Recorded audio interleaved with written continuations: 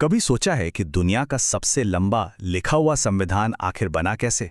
आज हम भारत के संवैधानिक विकास की 200 साल लंबी एक बहुत ही दिलचस्प यात्रा पर निकलने वाले हैं। देखिए, ये सिर्फ कुछ कानूनों की कहानी नहीं है, ये सत्ता के उस बड़े बदलाव की कहानी है जिसने एक व्यापारिक कंपनी के शासन को एक आज़ाद देश की शक्ल दी। तो सवाल यह है कि आखिर ये सब शुरू कहाँ से हुआ? और इसका जवाब पता है कहाँ छिपा है? एक ऐसी व्यापारिक कंपनी में जो आई तो थी मसाले बेचने, लेकिन धीरे धीरे भारत पर राज करने लगी। तो चलिए इस कहानी की एक एक परत को खोलते हैं।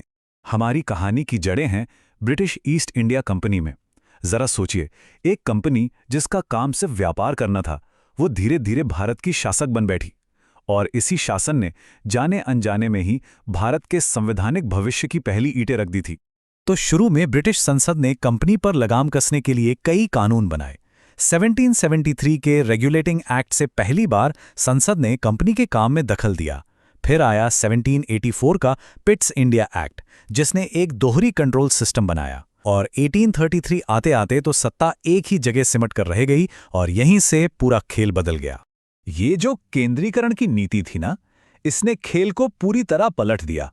मतलब 1833 के एक्ट ने पूरे भारत के गवर्नर जनरल को बंगाल के गवर्नर जनरल बना दिया। इसका सीधा मतलब था एक व्यक्ति, एक कमांड और पूरे भारत पर सीधा कंट्रोल। और फिर हुआ 1857 का विद्रोह, जिसने इतिहास का रुख ही मोड़ दिया। इस विद्रोह के ठीक बाद 1858 में भारत का शासन एक कंपनी के हाथों से निकलकर सीधे ब्रिटिश ताज के कंट्रोल में आ गया। यह सिर्फ एक छोटा-मोटा बदलाव नहीं था, ये एक बिल्कुल नए युग की शुरुआत थी। और इस बदलाव के साथ ओहदे भी बदल गए। जो गवर्नर जनरल था वो अब वाइसरॉय बन गया, मतलब सीधे महारानी का प्रतिनिधि। और उधर लंदन में एक भारत सचिव का पद बनाया गया, जो भारतीय मामलों के लिए सीधे ब्रिटिश संसद को जवाब देता था। अब इस नए दौर में एक बहुत दिलचस्प बात हुई।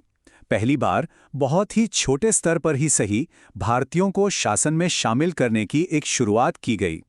ये कुछ ऐसा था जैसे सत्ता के भारी तराजू पर भारतीय पक्ष में कुछ छोटे छोटे पत्थर रखे जा रहे हों।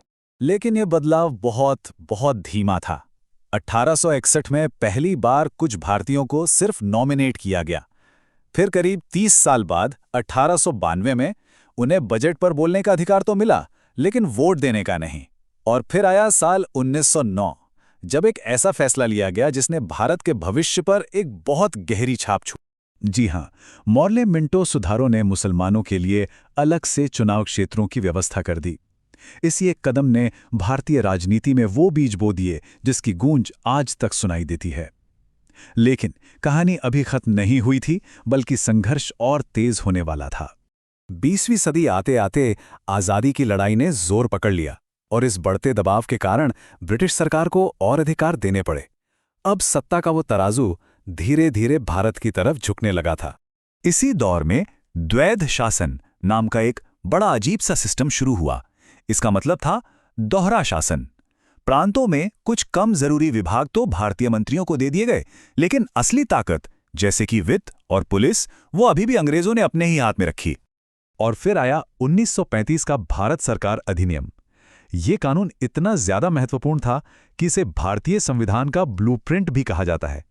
आज भी हमारे संविधान का एक बहुत बड़ा हिस्सा इसी पर आधारित है। इस कानून ने एक संघीय भारत का सपना दिखाया, प्रांतों को ज्यादा अधिकार दिए और हमारे आज के रिजर्व बैंक ऑफ इंडिया की नींव भी इसी ने रखी।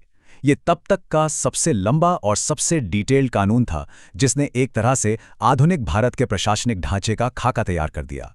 तो अब हम अपनी कहानी के आखिरी पड़ाव पर हैं, सत्ता का हस्तांतरण और एक नए देश के लिए संविधान बनाने की बहुत बड़ी चुनौती। अब सत्ता का तराजू हमेशा के लिए भारत के पक्ष में झुकने वाला था। 1947 के भारतीय स्वतंत्रता अधिनियम के साथ ही 200 साल के ब्रिटिश शासन का अंत हो गया और भारत एक आज़ाद और संप्रभु देश बना। आज़ादी तो मिल गई, लेकिन देश को चलाने के लिए एक संविधान की जरूरत थी। और इस महान दस्तावेज को लिखने में संविधान सभा को पूरे 2 साल, 11 महीने और 18 दिन लगे। ये दिखाता है कि ये काम कितना बड़ा और कितना महत्वपूर्ण था। इस लंबे समय के दौरान कुल 11 बैठकें हुईं, जहां देश के भविष्य के हर एक पहलू पर जोरदार बहस और चर्चा की गई।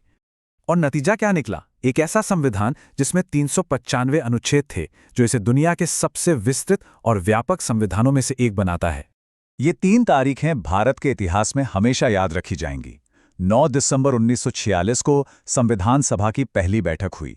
26 नवंबर 1949 को हमारा संविधान अपनाया गया और आखिर में 26 जनवरी 1950 को इसे लागू किया गया और भारत एक गणतंत्र बना।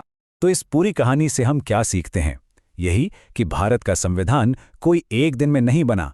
ये 200 साल के लंबे संघर्ष, सुधारों और विकास का नतीजा है। ये वो सफर है जो 1773 के एक छोटे से कानून से शुरू हुआ और एक महान गणराज्य की स्थापना पर जाकर खत्म हुआ। संविधान ने हमें एक रास्ता तो दिखा दिया, लेकिन ये यात्रा आज भी जारी है।